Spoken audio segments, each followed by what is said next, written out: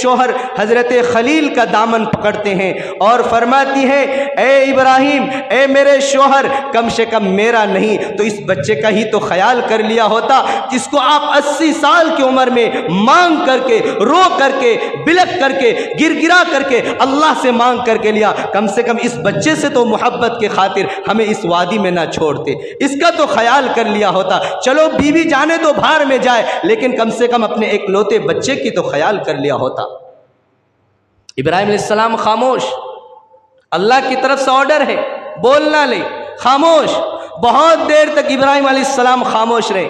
بیوی ہاجرہ بھی نبی کی بیوی تھی، صابر اور شاکر بیوی تھی، پرہیزگار متقی عورت تھی، سمجھ گئی کہ فوراً کوئی نہ کوئی اللہ کی طرف سے امر ہے، کوئی نہ کوئی اللہ کی طرف سے حکم ہے۔ فوراً ارشاد کرنے لگی اے ابراہیم، کیا یہ اللہ کا حکم تو نہیں ہے؟